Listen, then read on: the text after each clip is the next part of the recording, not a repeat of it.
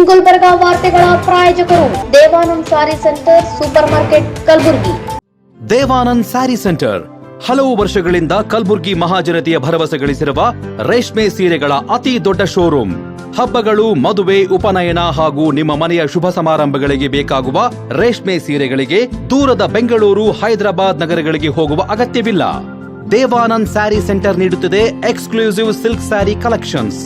ದೇವಾನಂದ್ ಸ್ಯಾರಿ ಸೆಂಟರ್ನಲ್ಲಿ ಈಗ ಮದುವೆ ಮುಂತಾದ ಶುಭ ಸಮಾರಂಭಗಳಿಗೆ ಕಾಂಚೀವರಂ ಸೇರಿದಂತೆ wedding brocade saris, pure Dharmavaram ಸೀರೆಗಳು, ಪ್ಯೂರ್ ಬನಾರಸ್ ಸೀರೆಗಳು, pure Uppada silk, pure Ilkal ಸೀರೆಗಳು, pure fancy Gadwal silk, pure Paithani ಸೀರೆಗಳು, ಪ್ಯೂರ್ ಸಾಫ್ಟ್ ಸಿಲ್ಕ್ ಸೀರೆಗಳು ವಿವಿಧ ವಿನ್ಯಾಸಗಳಲ್ಲಿ.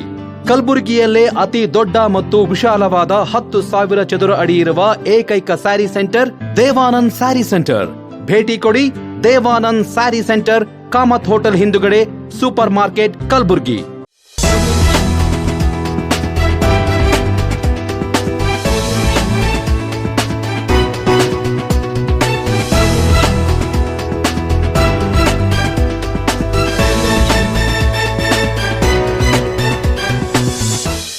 ನಮಸ್ಕಾರ.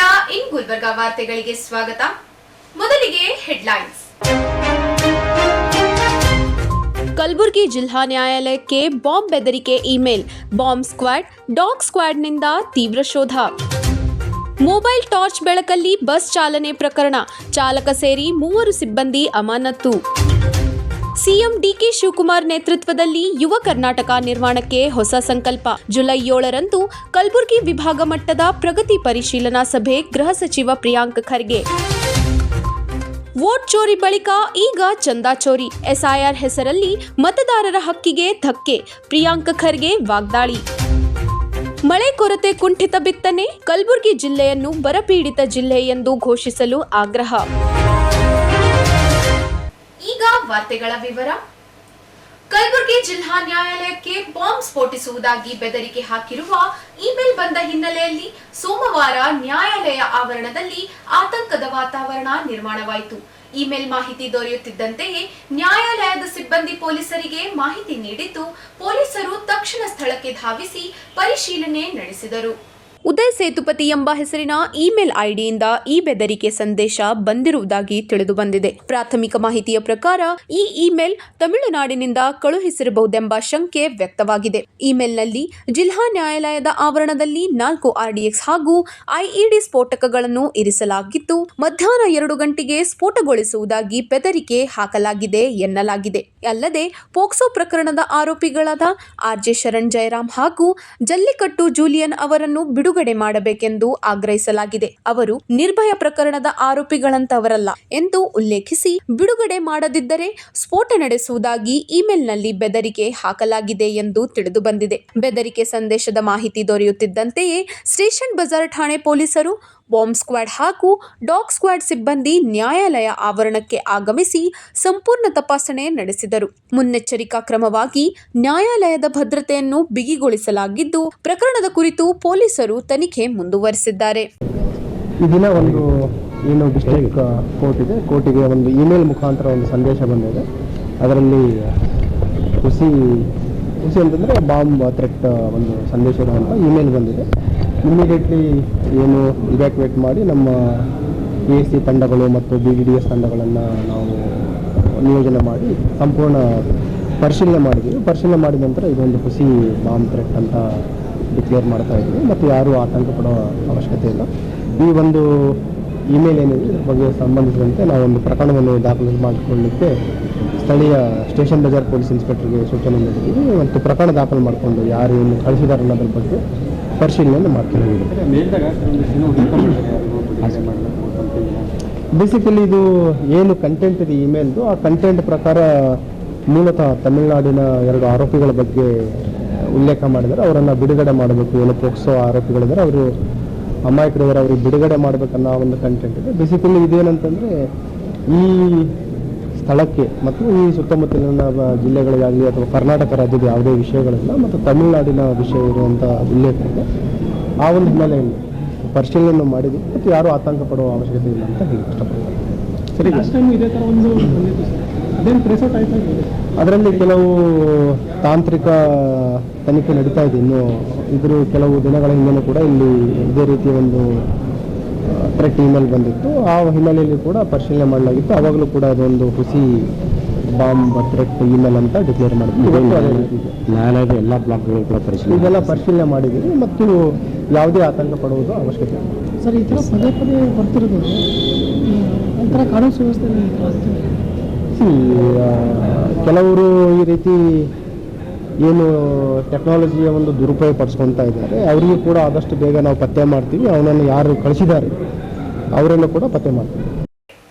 ಮೊಬೈಲ್ ಟಾರ್ಚ್ ಬೆಳಕಲ್ಲಿ ಬಸ್ ಚಾಲನೆ ಎಂಬ ಶೀರ್ಷಿಕೆಯಡಿ ಮಾಧ್ಯಮ ಹಾಗೂ ದಿನಪತ್ರಿಕೆಗಳಲ್ಲಿ ಪ್ರಕಟಗೊಂಡಿದ್ದ ಸುದ್ದಿಗೆ ಸಂಬಂಧಿಸಿದಂತೆ ಕೆಕೆಆರ್ಟಿಸಿ ನಿಗಮದ ಕಲಬುರಗಿ ವಿಭಾಗ 1 ಕಠಿಣ ಕ್ರಮ ಕೈಗೊಂಡಿದ್ದು, ಚಾಲಕ ಸೇರಿದಂತೆ 3 ಸಿಬ್ಬಂದಿಯನ್ನು ಅಮಾನತುಗೊಳಿಸಲಾಗಿದೆ.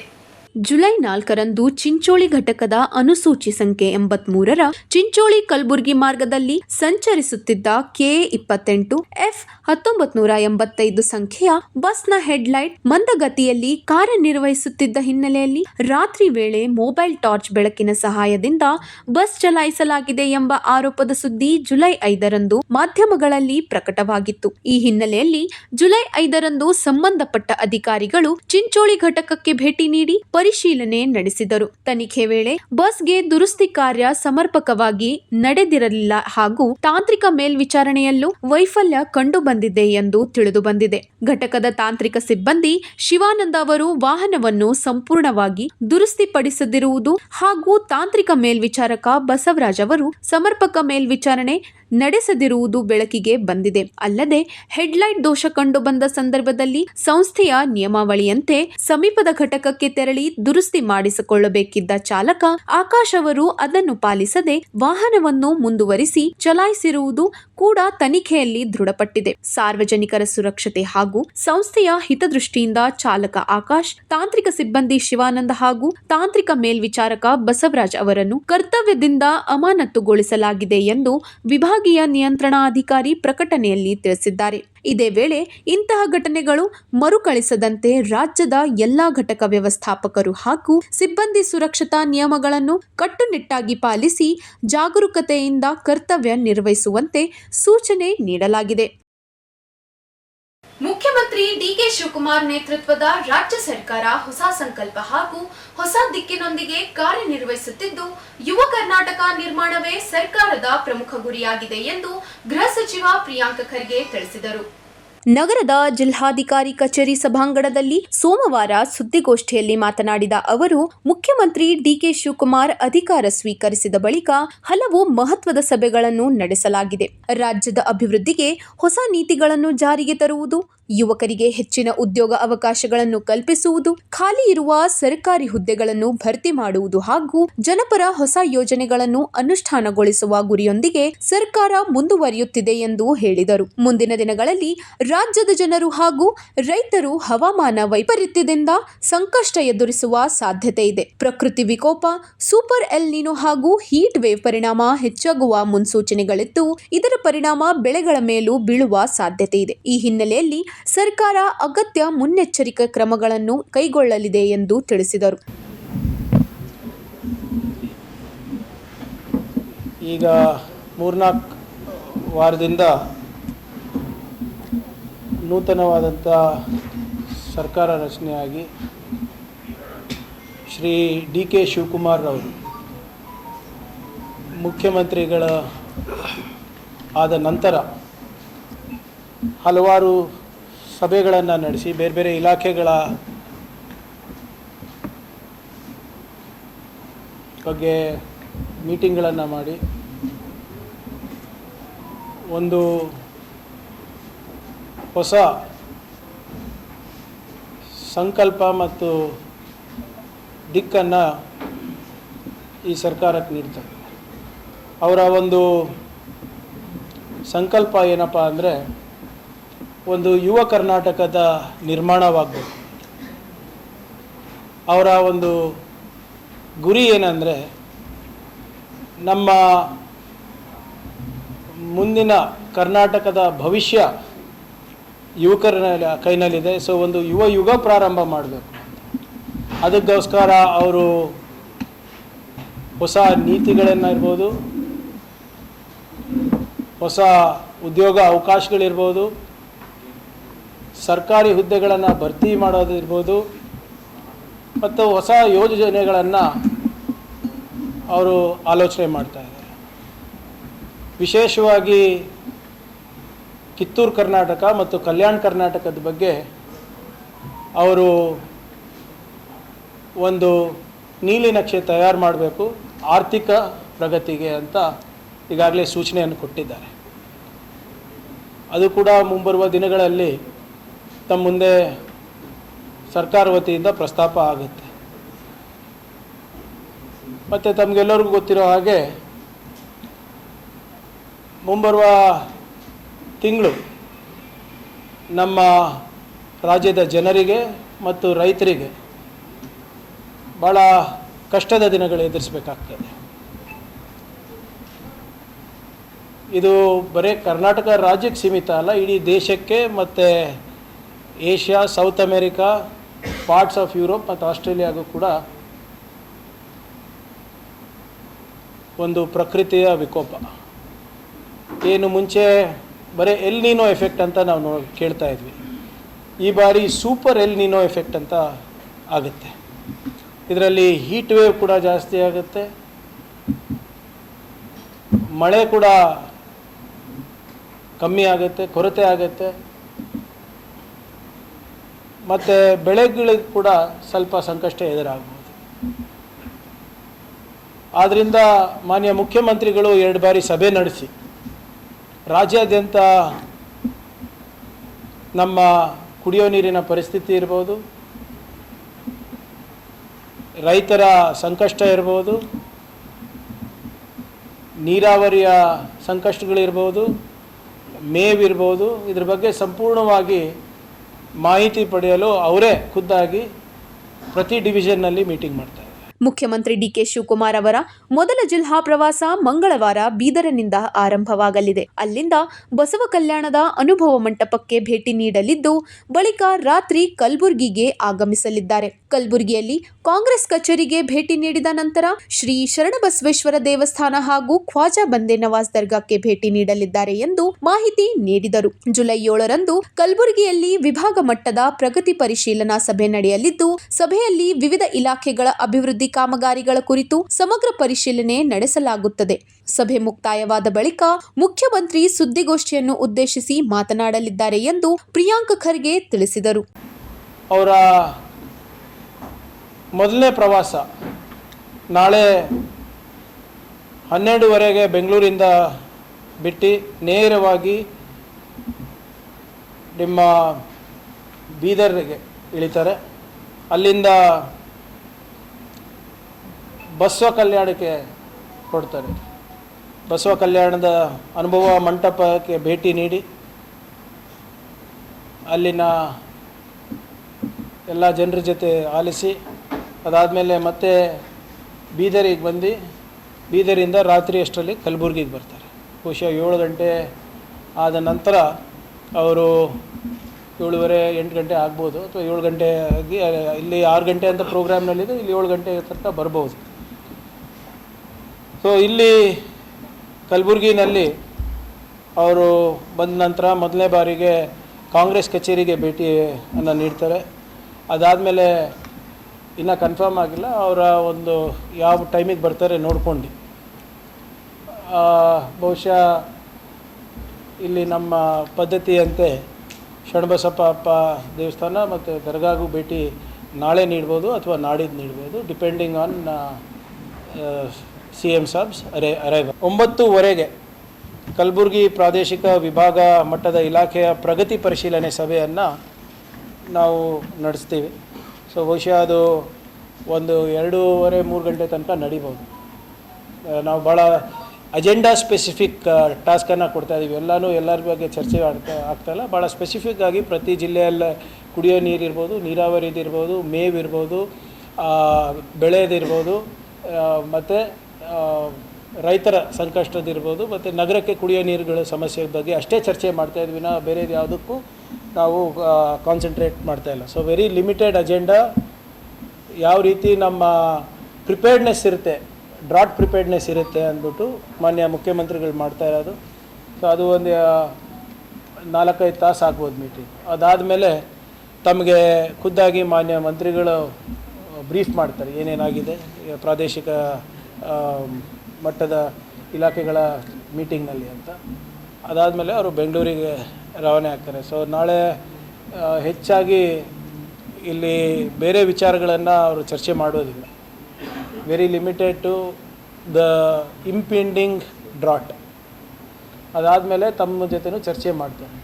ಸೊ ಅದಕ್ಕೆ ನನ್ನ ಮನವಿ ಎಲ್ಲ ನಮ್ಮ ಮಾಧ್ಯಮ ಸ್ನೇಹಿತರ ಹತ್ರ, ತಾವು ತಮ್ಮಲ್ಲೂ ಕೂಡ ಸಾಕಷ್ಟು ಕುತೂಹಲ ಇರ್ತದೆ ಗೊತ್ತು, ಮತ್ತು ತಮ್ಮ ನಿರೀಕ್ಷೆನೂ ಮಾನ್ಯ ಮುಖ್ಯಮಂತ್ರಿಗಳು ತಮ್ಮ ಜೊತೆ ಸಮಾಲೋಚನೆ ಮಾಡಬೇಕು ಅಂತ ಇದ್ದಾರೆ.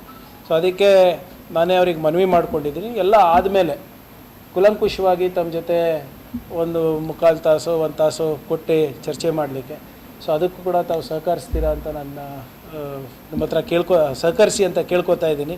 ಇದ್ರೆ ಏನಾಗುತ್ತೆ, ಬೆಳಿಗ್ಗೆನೇ ನಾವು ಮಾಡಿದ್ರೆ ಇನ್ನೂ ಅಂಕಿಅಂಶಗಳಿರ್ಬೋದು, ಬೇರೆ ಬೇರೆ ವಿಚಾರಗಳಿರ್ಬೋದು, ಅವರ ಗಮನಕ್ಕೆ ಸಂಪೂರ್ಣವಾಗಿ ಬಂದಿರೋದಿಲ್ಲ. ಸೊ ಆದ್ದರಿಂದ ಮೀಟಿಂಗ್ ಆದಮೇಲೆ ಅವರಿಗೆ ಒಂದು ಅರ್ಧ ತಾಸು ತಮ್ಮ ಜೊತೆ ಚರ್ಚೆ ಮಾಡಲಿಕ್ಕೆ ಅವರಿಗೂ ಕೂಡ ಆಸಕ್ತಿ ಇದೆ. ಯಾಕಂದರೆ ಮೊದಲನೇ ಬಾರಿಗೆ ಅವರು ನಮ್ಮ ಭಾಗಕ್ಕೆ ಬರ್ತಾ ಇರೋದು. ಜನರ ನಿರೀಕ್ಷೆ ಇರುತ್ತೆ, ರೈತರ ನಿರೀಕ್ಷೆ ಇರುತ್ತೆ, ತಮ್ಮಲ್ಲೂ ಕೂಡ ನಮ್ಮ ಭಾಗಕ್ಕೆ ಅವರ ನೀಲಿ ನಕ್ಷೆ ಏನಿದೆ ಅಂತ ಕೂಡ ತಮ್ಮಲ್ಲೂ ಕೂಡ ಕುತೂಹಲ ಇರುತ್ತೆ. ಸೊ ಇವೆಲ್ಲದಕ್ಕೂ ಕೂಡ ನಾವು ಮುಗ್ಧವಾಗಿ ಅವಕಾಶ ಮಾಡಿಕೊಡ್ತೀವಿ. ತಮ್ಮದೆಲ್ಲರದು ಸಹಕಾರ ಇರಲಿ ಅಂತ ಕೇಳ್ಕೊತಾ ಇದ್ದೀವಿ. ಸೊ ನಾಳೆ very limited to Congress office and possible visit to temple and dargah. Day after tomorrow, it is limited only to the drought preparedness for the Kalyan Karnataka region. ಈಗ ಒಂದು ಚಿಕ್ಕ ವಿರಾಮ.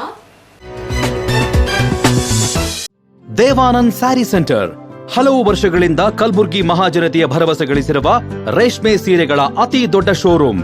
ಹಬ್ಬಗಳು, ಮದುವೆ, ಉಪನಯನ ಹಾಗೂ ನಿಮ್ಮ ಮನೆಯ ಶುಭ ಸಮಾರಂಭಗಳಿಗೆ ಬೇಕಾಗುವ ರೇಷ್ಮೆ ಸೀರೆಗಳಿಗೆ ದೂರದ ಬೆಂಗಳೂರು, ಹೈದರಾಬಾದ್ ನಗರಗಳಿಗೆ ಹೋಗುವ ಅಗತ್ಯವಿಲ್ಲ.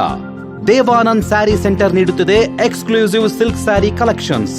ದೇವಾನಂದ್ ಸ್ಯಾರಿ ಸೆಂಟರ್ನಲ್ಲಿ ಈಗ ಮದುವೆ ಮುಂತಾದ ಶುಭ ಸಮಾರಂಭಗಳಿಗೆ ಕಾಂಚೀವರಂ ಸೇರಿದಂತೆ wedding brocade saris, pure Dharmavaram ಸೀರೆಗಳು, ಪ್ಯೂರ್ ಬನಾರಸ್ ಸೀರೆಗಳು, pure Uppada silk, pure Ilkal ಸೀರೆಗಳು, pure fancy Gadwal silk, pure Paithani ಸೀರೆಗಳು, ಪ್ಯೂರ್ ಸಾಫ್ಟ್ ಸಿಲ್ಕ್ ಸೀರೆಗಳು ವಿವಿಧ ವಿನ್ಯಾಸಗಳಲ್ಲಿ. ಕಲಬುರಗಿಯಲ್ಲೇ ಅತಿ ದೊಡ್ಡ ಮತ್ತು ವಿಶಾಲವಾದ 10,000 ಚದುರ ಅಡಿ ಇರುವ ಏಕೈಕ ಸ್ಯಾರಿ ಸೆಂಟರ್ ದೇವಾನಂದ್ ಸ್ಯಾರಿ ಸೆಂಟರ್. ಭೇಟಿ ಕೊಡಿ. ದೇವಾನಂದ್ ಸ್ಯಾರಿ ಸೆಂಟರ್, ಕಾಮತ್ ಹೋಟೆಲ್ ಹಿಂದುಗಡೆ, ಸೂಪರ್ ಮಾರ್ಕೆಟ್, ಕಲಬುರಗಿ. ವಿರಾಮದ ನಂತರ ವಾರ್ತೆಗಳಿಗೆ ಮತ್ತೊಮ್ಮೆ ಸ್ವಾಗತ.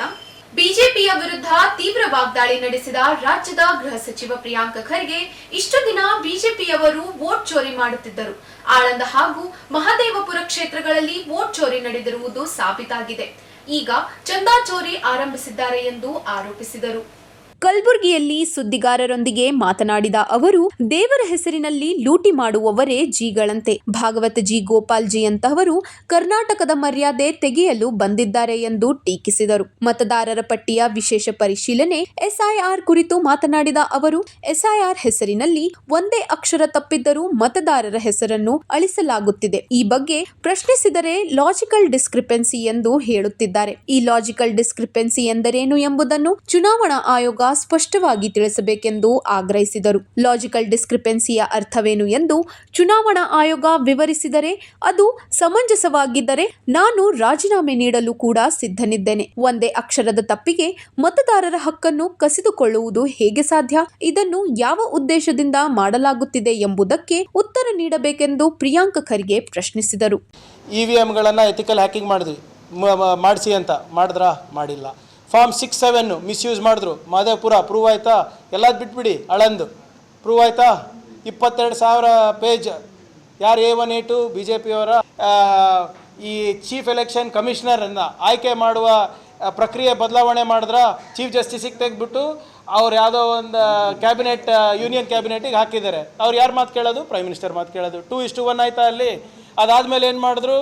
ಜುಡಿಷಿಯಲ್ ಇಮ್ಯುನಿಟಿ ತಂದರು ಚೀಫ್ ಎಲೆಕ್ಷನ್ ಕಮಿಷನರಿಗೆ. ಏನಾದರೂ ಅವರು ಈ ಎಲೆಕ್ಷನ್ ಪ್ರಕ್ರಿಯೆ ಮಾಡಬೇಕಾದಾಗ ಅವ್ರು ಏನೇ ಮಾಡಿದ್ರೂ ಕೂಡ ಯಾವ ಕೋರ್ಟ್ನಲ್ಲೂ ಯಾರೂ ಪ್ರಶ್ನೆ ಮಾಡೋಂಗಿಲ್ಲ. Judicial immunity for a constitutional ಬಾಡಿಗೆ ಅನ್ಕಾನ್ಸ್ಟಿಟ್ಯೂಷನಲ್ ಪವರ್ಸ್ ಕೊಟ್ಟರು. ಅದಾದಮೇಲೆ ಏನು ಮಾಡಿದ್ರು, 70 ಜನ MP ಹೊರಗೆ ಹಾಕ್ಬಿಟ್ಟು ಈ ಬಿಲ್ಲನ್ನು ಪಾಸ್ ಮಾಡಿದ್ರು. ತಮ್ಗೆ ನೆನಪಿರ್ಬೋದು, ಅದು ಸಂವಿಧಾನಿಕವಾಗ. ಅದಾದಮೇಲೆ ಅಂತಂದರು, ನಿಮಗೆ SIR ತಂದರು. ಬಿಹಾರ್ನಲ್ಲಿ ಒಂದು ಸಣ್ಣ ಪ್ರಯೋಗ ನಡೆಸಿದ್ರು, ಸಕ್ಸಸ್ ಆಯಿತು. ಕೇರಳನಲ್ಲಿ ಎಚ್ಚೆತ್ಕೊಂಡ್ಬಿಟ್ಟು ನಾವು ಪರ್ಮನೆಂಟ್ ರೆಸಿಡೆನ್ಸಿ ಸರ್ಟಿಫಿಕೇಟು PDOಗಳ ಮುಖಾಂತರ ಕೊಡೋಕ್ಕೆ ಸ್ಟಾರ್ಟ್ ಮಾಡಿದಾಗ ಅದು ಕಮ್ಮಿ ಆಯಿತು. ಅಲ್ಲಿ ಕಲ್ತರು, ಮತ್ತು ತಮಿಳ್ನಾಡಿಗೆ ಹೋದರು, ಅಲ್ಲೇನೋ ಒಂದು ಪ್ರಯೋಗ ಮಾಡಿದ್ರು, ಸಕ್ಸಸ್ ಆಯಿತು. ಮತ್ತು ಈ 3 ರಾಜ್ಯದಲ್ಲಿ ಏನು ಲೋಪಗಳಿತ್ತು ಅದು ನ್ಯೂನತೆಗಳನ್ನು ಬೆಂಗಾಲ್ನಲ್ಲಿ ಸರಿಪಡಿಸಿದ್ರು. ಏನಂತ? Logical discrepancy. What is the definition of logical discrepancy? Chief election commissioner ಈಗಲೂ ನನಗೆ ಹೇಳ್ಬಿಡ್ಲಿ, ನಾನು ರಾಜೀನಾಮೆ ಕೊಡೋಕ್ಕೆ ರೆಡಿ ಇದ್ದೀನಿ. There is no definition. ನಿಮ್ಮದು ಹೆಸರು ದತ್ತಾತ್ರೇಯ, ನೀವು ಸ್ಪೆಲ್ಲಿಂಗ್ ಏನಾದರೂ ಚೇಂಜ್ ಆದರೆ ನಿಮ್ದು ಹೋಯ್ತು. ಪ್ರಿಯಾಂಕ್ ನಂದು ಕ ಒತ್ತಕ್ಷರ, ಕನೇ ಬಂದುಬಿಟ್ರೆ ವಿತೌಟ್ ಒತ್ತಕ್ಷರ, ಇದು ಡಿಸ್ಕ್ರಪೆನ್ಸಿ ಇದೆ ಅಂದ್ಬಿಟ್ಟು ಟ್ರಿಬ್ಯುನಲಿಗೆ ಕಳಿಸ್ತಾರೆ. ಟ್ರಿಬ್ಯುನಲ್ನಲ್ಲಿ ಒಂದೇ ಜಡ್ಜ್ ಇರೋದು. ಹೆಂಗಾಗ್ತದೆ? ಆಲ್ ದಿಸ್ ಈಸ್ ಕಾನ್ಸ್ಟಿಟ್ಯೂಷನಲ್ಲ. ಅದು ಓಟ್ ಚೋರಿ ಆಯಿತಾ? ಓಟ್ ಚೋರಿ ಅಲ್ವಾ ಇದು? ಮತ್ತು ಚಂದಾ ಚೋರಿನೂ ಕರೆಕ್ಟು. ಯಾರು ಮಾಡಿದ್ದು? ನಾವು ಮಾಡಿದ್ದಾ? ಅವರೇ ತಾನೇ. ಈಗ SITನೂ ರಚನೆ ಮಾಡಿದ ಅವ್ರ ಸರ್ಕಾರ, ಹೆಸರುಗಳು ಬರ್ತಾ ಇರೋದು ಅವ್ರ ಸರ್ಕಾರ. ಇದಕ್ಕೆ ಏನು ಸುಪ್ರೀಂ ಕೋರ್ಟ್ನಲ್ಲಿ ಇದ್ರ ವರ್ಡಿಕ್ಟ್ ಬಂದಾಗ ಮೋದಿಯವರಿಗೆ ಜಯವಾಗಲಿ ಅಂತ ಹೇಳಿದ್ದು ಅವರು. ಮೋದಿಯವರೇ ಏನು ಬಂದು ಅಡಿಗಲ್ಲಿ ಹಾಕಿದ್ರು, ಪ್ರಾಣ ಪ್ರತಿಷ್ಠಾಪನೆ ಮಾಡಿದ್ರು, ಧ್ವಜ ಹಾರಿಸಿದ್ರು, ಎಲ್ಲನೂ ಅವರೇ ಮಾಡಿದ್ದು. ಕ್ರೆಡಿಟ್ ಎಲ್ಲ ಅವರಿಗೆ ಬಂತು. ಆದರೆ ಚಂದಾ ಚೋರಿ ಆದಾಗ ಮಾತ್ರ ಯಾಕೆ ಮಾತಾಡ್ತಾ ಇಲ್ಲ ಅದ್ರ ಬಗ್ಗೆ? ಯಾರ್ಯಾರು ಇನ್ವಾಲ್ವ್ ಇದ್ದಾರೆ? ನಮ್ಮ 1, 2, 3 ಚಂಪಕ್ರಾಯ್ ಯಾರು? ನಿಮ್ಮ ಯಾವುದು ಗಣೇಶ್ ಜಿ ಅಂತೆ ಸರ್. ಇವರಿಗೆಲ್ಲ ದೇವ್ರ ಹತ್ರ ಕಳ್ತನ ಮಾಡಿಬಿಟ್ಟು ಜಿ ಬೇರೆ ಇವರಿಗೆ. ಕರ್ನಾಟಕದ ಹೆಸರು ಹಾಳು ಮಾಡೋಕ್ಕೆ ಬಂದಿರೋದು ಇವರು. ಮತ್ತು ಇನ್ನೊಬ್ಬ ಮಿಶ್ರಾ. ಹಾಂ, ಎಲ್ಲ ಜಿಗಳೇ, ಎಲ್ಲ ಜಿನೂ ಹಿಂಗೆ ರೀ. ಮೋಹನ್ ಜಿ, ಹೊಸಬಾಳೆ ಜಿ ಎಲ್ಲ ಈಗ ಸಮಾಜದಲ್ಲಿ ವಿಷ ಬೀಜ ಬಿಟ್ಬಿಟ್ಟು ಜಿ ಬೇರೆ ಅನ್ಸ್ಕೊಳೋದು ಇವರು. ಬಿಟ್ಬಿಡಿ. ನಾವು ಹೇಳ್ತಾ ಇರೋದು ಓಟ್ ಚೋರಿನೂ ಪ್ರೂವ್ ಆಗಿದೆ, ನಿಮ್ಮ ಚಂದಾ ಚೋರಿನೂ ಪ್ರೂವ್ ಆಗಿದೆ. ಮುಂಗಾರು ಮಳೆಗಾಲ ಆರಂಭಗೊಂಡಿದ್ದರೂ ಸಮರ್ಪಕ ಮಳೆಯಾಗದ ಪರಿಣಾಮ ಕಲಬುರಗಿ ಜಿಲ್ಲೆಯಲ್ಲಿ ಬಿತ್ತನೆ ಕಾರ್ಯ ತೀವ್ರವಾಗಿ ಕುಂಠಿತಗೊಂಡಿದ್ದು, ಜಿಲ್ಲೆಯನ್ನು ಬರಪೀಡಿತ ಜಿಲ್ಲೆ ಎಂದು ಘೋಷಿಸಿ ರೈತರಿಗೆ ತುರ್ತು ಪರಿಹಾರ ಕ್ರಮಗಳನ್ನು ಕೈಗೊಳ್ಳಬೇಕೆಂದು ಒತ್ತಾಯಿಸಿ ವಿವಿಧ ರೈತ ಹಾಗೂ ಸಾಮಾಜಿಕ ಸಂಘಟನೆಗಳ ನೇತೃತ್ವದಲ್ಲಿ ಸೋಮವಾರ ಜಿಲ್ಲಾ ಪಂಚಾಯತ್ ಕಚೇರಿ ಎದುರು ಪ್ರತಿಭಟನೆ ನಡೆಸಲಾಯಿತು. ಪ್ರತಿಭಟನಾಕಾರರು ಸರ್ಕಾರದ ವಿರುದ್ಧ ಘೋಷಣೆಗಳನ್ನು ಕೂಗಿ ಮಳೆ ಕೊರತೆಯಿಂದ ರೈತರು ಸಂಕಷ್ಟಕ್ಕೆ ಸಿಲುಕಿದ್ದಾರೆ ಎಂದು ಆತಂಕ ವ್ಯಕ್ತಪಡಿಸಿದರು. ಜಿಲ್ಲೆಯ ಹಲವು ಭಾಗಗಳಲ್ಲಿ ನಿರೀಕ್ಷಿತ ಪ್ರಮಾಣದಲ್ಲಿ ಮಳೆಯಾಗದ ಕಾರಣ ಬಿತ್ತನೆ ಕಾರ್ಯ ವಿಳಂಬವಾಗಿದ್ದು, ಈಗಾಗಲೇ ಬಿತ್ತನೆ ಮಾಡಿದ ಬೆಳೆಗಳು ಒಣಗುವ ಸ್ಥಿತಿ ನಿರ್ಮಾಣವಾಗಿದೆ ಎಂದು ಆರೋಪಿಸಿದರು. ಜಿಲ್ಲೆಯನ್ನು ತಕ್ಷಣವೇ ಬರಪೀಡಿತ ಜಿಲ್ಲೆ ಎಂದು ಘೋಷಿಸಿ ರೈತರಿಗೆ ಬೆಳೆ ಹಾನಿ ಪರಿಹಾರ, ಉಚಿತ ಮೇವು ಹಾಗೂ ಕುಡಿಯುವ ನೀರಿನ ವ್ಯವಸ್ಥೆ, ಕೃಷಿ ಸಾಲ ಮರುಪಾವತಿಗೆ ವಿನಾಯಿತಿ, ಬೆಳೆ ಸಾಲ ಮರು ನಿಗದೀಕರಣ ಸೇರಿದಂತೆ ಅಗತ್ಯ ಪರಿಹಾರ ಕ್ರಮಗಳನ್ನು ಕೈಗೊಳ್ಳುವಂತೆ ಸರ್ಕಾರವನ್ನು ಒತ್ತಾಯಿಸಿದರು.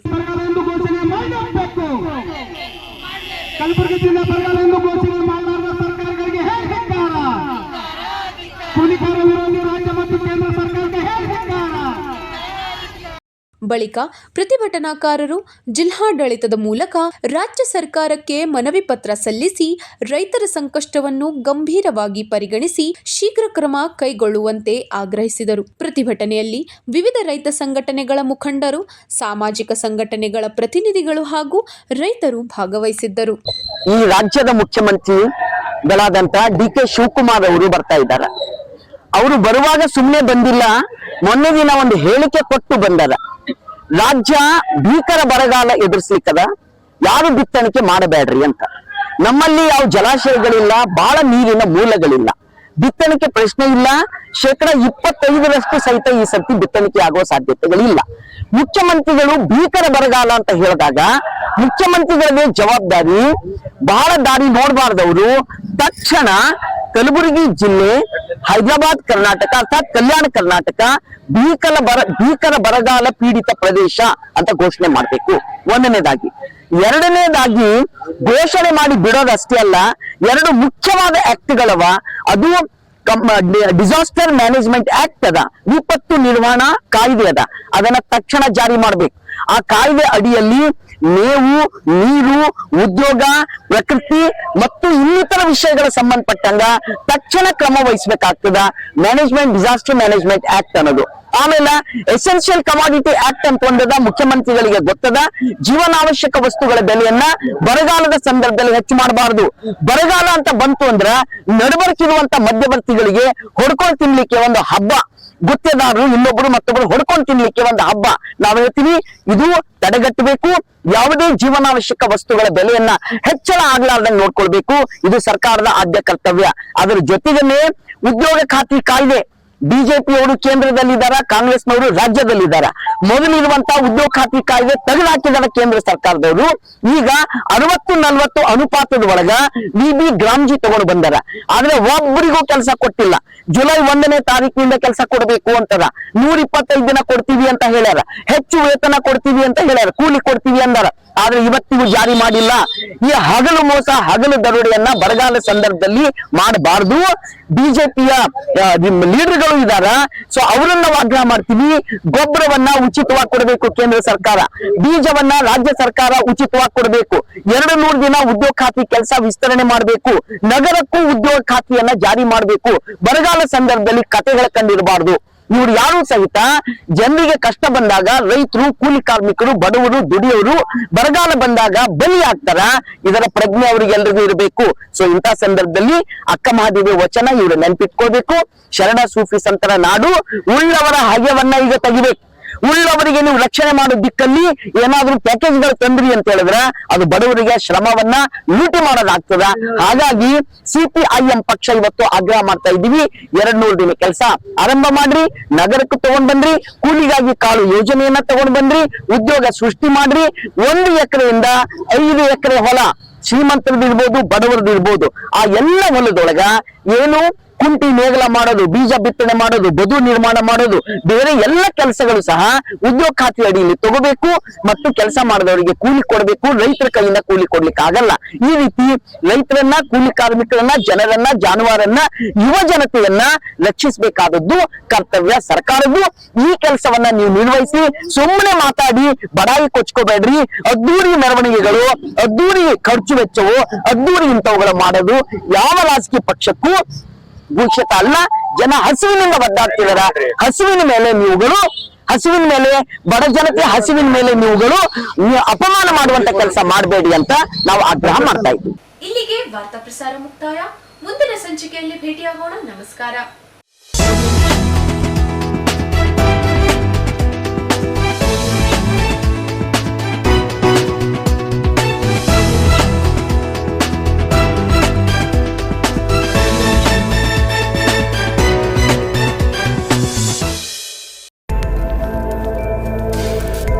ಇನ್ ಗುಲ್ಬರ್ಗಾ ವಾರ್ತೆಗಳ ಪ್ರಾಯೋಜಕರು Devanand sari centre, supermarket, Kalaburagi. Devanand sari centre ಹಲವು ವರ್ಷಗಳಿಂದ ಕಲಬುರ್ಗಿ ಮಹಾಜನತೆಯ ಭರವಸೆ ಗಳಿಸಿರುವ ರೇಷ್ಮೆ ಸೀರೆಗಳ ಅತಿ ದೊಡ್ಡ ಶೋರೂಮ್. ಹಬ್ಬಗಳು, ಮದುವೆ, ಉಪನಯನ ಹಾಗೂ ನಿಮ್ಮ ಮನೆಯ ಶುಭ ಸಮಾರಂಭಗಳಿಗೆ ಬೇಕಾಗುವ ರೇಷ್ಮೆ ಸೀರೆಗಳಿಗೆ ದೂರದ ಬೆಂಗಳೂರು, ಹೈದರಾಬಾದ್ ನಗರಗಳಿಗೆ ಹೋಗುವ ಅಗತ್ಯವಿಲ್ಲ. ದೇವಾನಂದ್ ಸ್ಯಾರಿ ಸೆಂಟರ್ ನೀಡುತ್ತಿದೆ exclusive silk sari collections. Devanand sari ಸೆಂಟರ್ನಲ್ಲಿ ಈಗ ಮದುವೆ ಮುಂತಾದ ಶುಭ ಸಮಾರಂಭಗಳಿಗೆ ಕಾಂಚೀವರಂ ಸೇರಿದಂತೆ wedding brocade saris, pure Dharmavaram ಸೀರೆಗಳು, ಪ್ಯೂರ್ ಬನಾರಸ್ ಸೀರೆಗಳು, pure Uppada silk, pure Ilkal ಸೀರೆಗಳು, pure fancy Gadwal silk, pure Paithani ಸೀರೆಗಳು, ಪ್ಯೂರ್ ಸಾಫ್ಟ್ ಸಿಲ್ಕ್ ಸೀರೆಗಳು ವಿವಿಧ ವಿನ್ಯಾಸಗಳಲ್ಲಿ. ಕಲಬುರಗಿಯಲ್ಲೇ ಅತಿ ದೊಡ್ಡ ಮತ್ತು ವಿಶಾಲವಾದ 10,000 ಚದುರ ಅಡಿ ಇರುವ ಏಕೈಕ ಸ್ಯಾರಿ ಸೆಂಟರ್ ದೇವಾನಂದ್ ಸ್ಯಾರಿ ಸೆಂಟರ್. ಭೇಟಿ ಕೊಡಿ. ದೇವಾನಂದ್ ಸ್ಯಾರಿ ಸೆಂಟರ್, ಕಾಮತ್ ಹೋಟೆಲ್ ಹಿಂದುಗಡೆ, ಸೂಪರ್ ಮಾರ್ಕೆಟ್, ಕಲಬುರ್ಗಿ.